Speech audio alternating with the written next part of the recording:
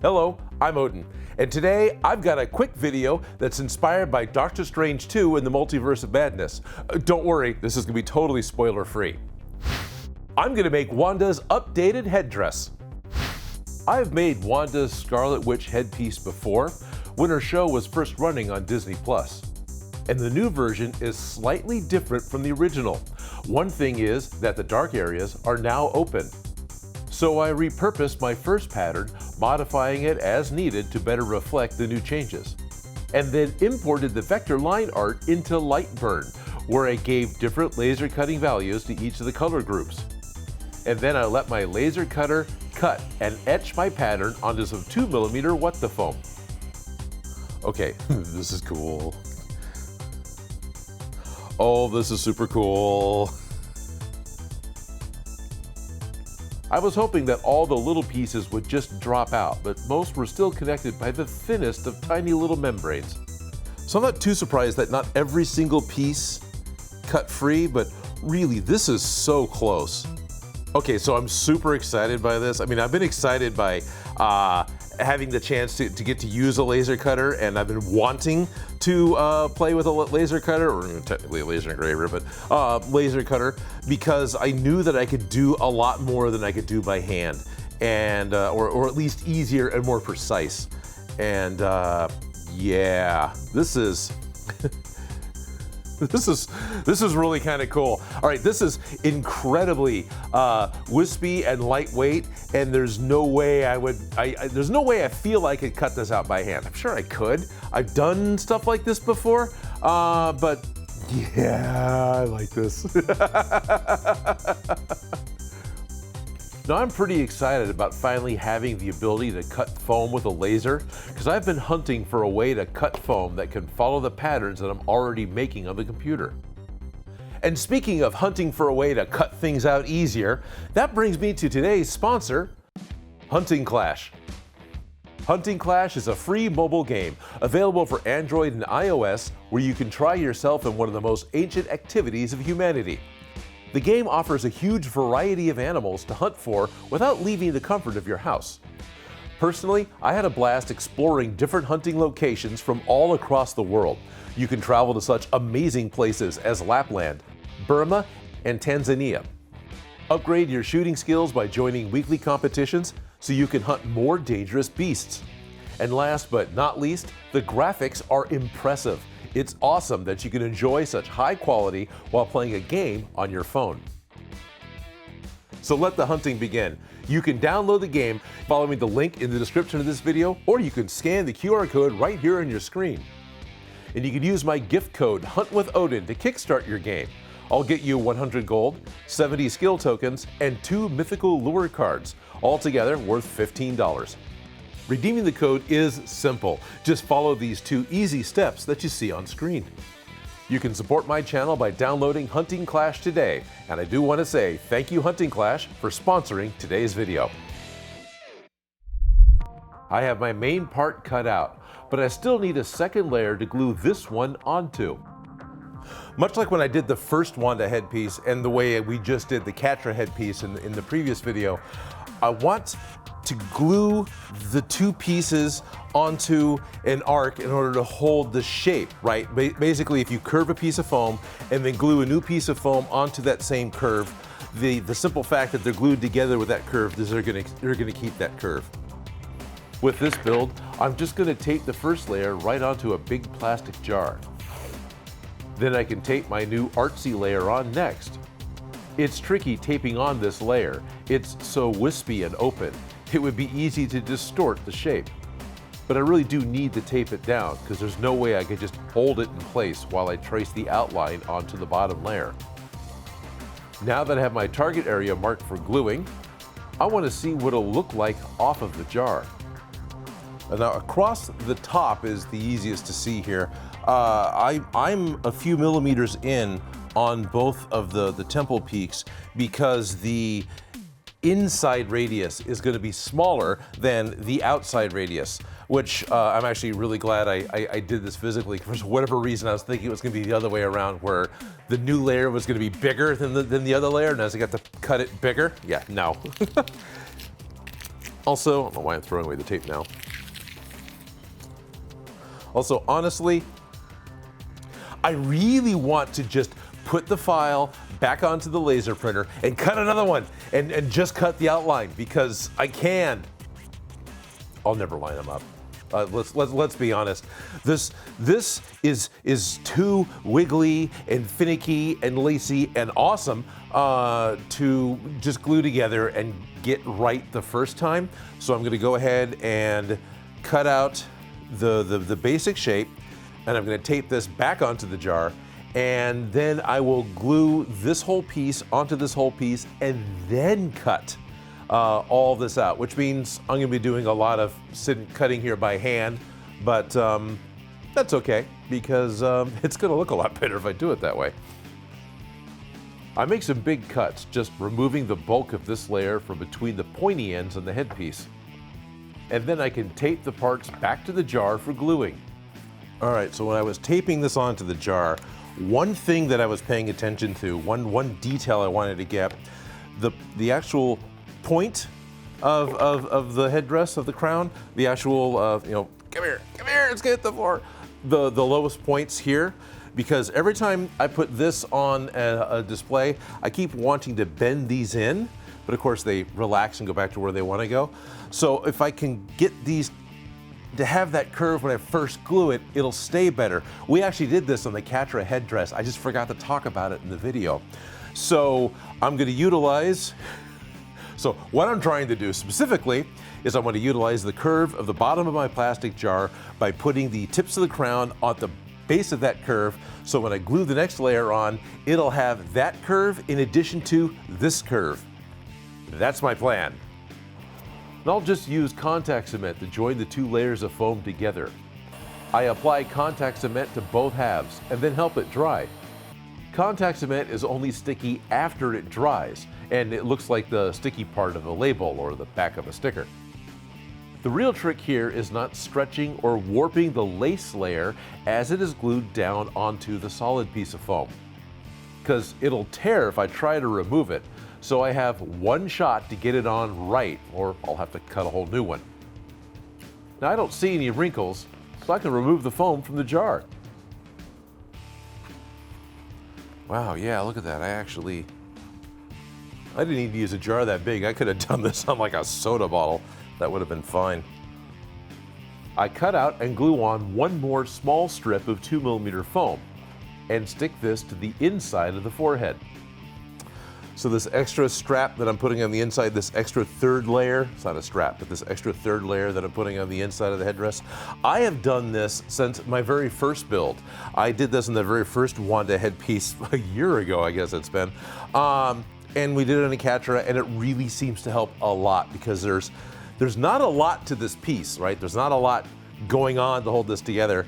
And now I get to cut all the pieces out and make this one have even less going on. This is the one thing I'm a little worried about, is how wispy this is going to get, how much this is going to be like a piece of lace. And I have concern over it holding its shape, but I bet it's going to work. I start cutting the foam, removing the extra bits that are not needed.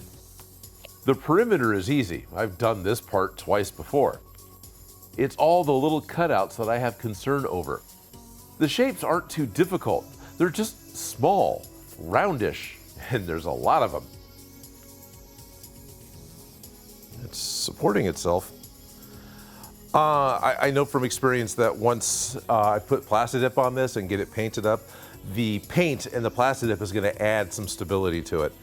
So I'm pretty excited about this. The best part about projects like this is when you can just zone out and enjoy the crafting. Wait, is that all of it? Yeah, that's all of it. I just finished cutting it all out. I genuinely thought it was going to take longer than that to get it all cut out. That wasn't that bad to do by hand. It was way cooler to do it with a laser, but that wasn't that bad to cut out by hand. So what I want to do next is clean this up a little bit with a rotary tool. Then I can start painting it. Wow, I'm almost done already. The rotary tool will clean up all the cut marks and the edges on the piece.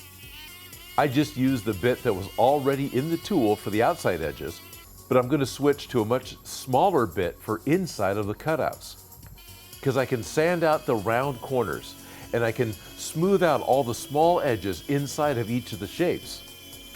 And then it's back to a bigger bit to add the bevel that's on the edges of the sideburns, which is actually a detail I did notice while watching the movie. Okay, so you might be saying, or you might be thinking, you know, Odin, you made a big deal out of cutting this whole thing out with a laser, and then you took it and glued it to another piece of foam and cut the whole thing out by hand anyway, and then came back with a rotary tool and cleaned it all up by hand anyway. Why didn't you just cut it all out by hand to begin with? It could have. That totally would have worked. The big reason is because I got all the really cool textures, and because I wanted to use my laser, dang it. I'm actually really excited to have a laser cutter, and I'm probably going to find many excuses to use it whenever I can. But the big one with this is that I was able to get all the little cracks and pock marks and a lot of little details that just isn't on my original version easily, repeatedly, with a level of repeatability that I didn't have before. Not that I plan on making an army of these things, but if something had gone catastrophically wrong, I wouldn't have had as much concern over having to do it again, because I could put another piece of foam into the machine, hit, cut, walk away, and start doing something else, right? But something I think is really funny though is how much I like the way this looks. Okay, that's not funny. But what I think is funny about how much I like this looks is it's wrong. What I mean by wrong, in the movie, in all the trailers, in all the production photos that I've seen, her new headdress, her new crown, her new whatever, has the holes in it, right? 100%. It's got all this cut out. What it doesn't necessarily have are all the cracks and pock marks. If you look at it closely, especially when you're sitting in the theater and watching the movie, this is still no spoilers, this is just the design, so don't have a cow. Specifically, when you're sitting in the theaters and watching it, it literally looks like they drizzled puff paint onto it. The lines that are on the crown are dimensional, and they're on top of the crown itself. And I confirmed this with Joe. You know, afterwards I said, did that look like puff paint on her crown to you? And he went, oh yeah. Which, okay, great. No complaints, right? It was just really kind of funny to me that that's literally what it looked like. There we go. That'll work.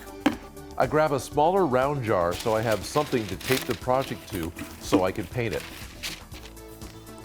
And that's because I don't want to get spray paint on my other jar. I'm not as attached to this one.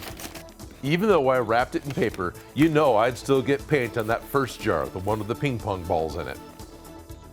It may seem like I'm obsessing on keeping this thing in a particular shape, but honestly, with every step that I add something to it, if I'm adding that step in the shape that I want, in the end, it's going to be easier to get the shape that I want instead of fighting wherever it ended up being along the way, I think.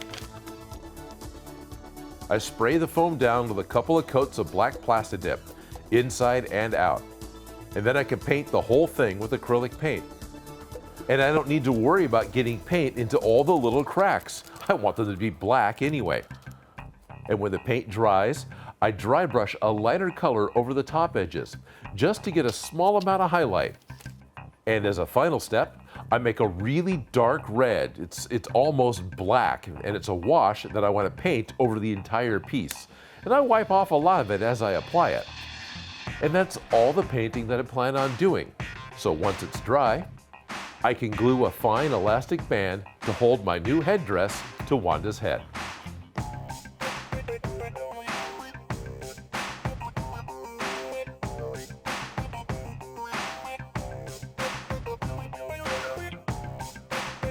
All the items used in this video I already had in the shop. I put a list in the description.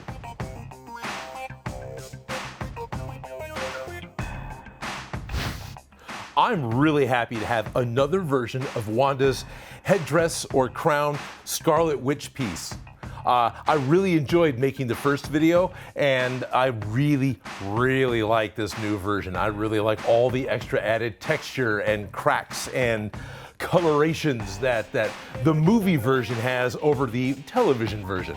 Although both are still an equally valid and worthwhile cosplay, because ultimately, this is all you need.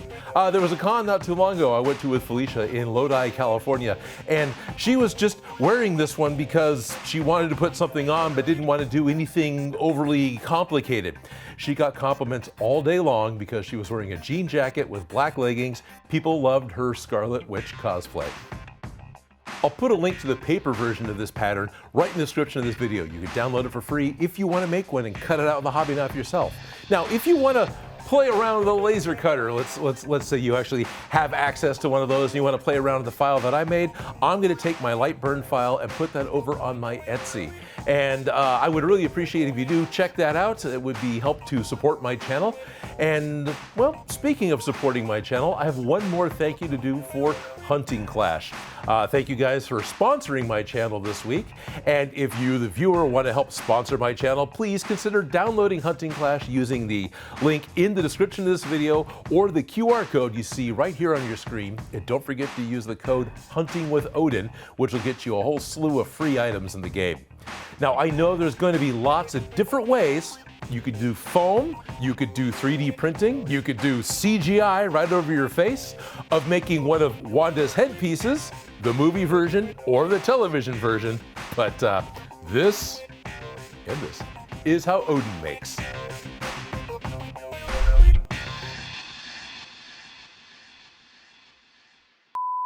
So I'm going to do it the same way. What I want to do is just tape a bit of foam. Why don't I not narrate it, because it's not a live stream. It's okay to do things in voiceover, Odin, because that's what you do. The game offers a huge variety of animals to hunt for. Jesus! Hunt for Jesus! I want to thank Adaptable Gamers Incorporated, Schultz-Division, Stephen Deitch, and all of my Patreon supporters. Patreon members at the $5 and above level get access to my private Discord, which includes weekly games with me, prop-related chat, and early access to live streams. My Patreon support is the #1 thing that makes this show possible. If you like the video, don't forget to subscribe. Have an idea for something for me to make? Please leave a comment below. And if you make any of these projects, you can send me a picture.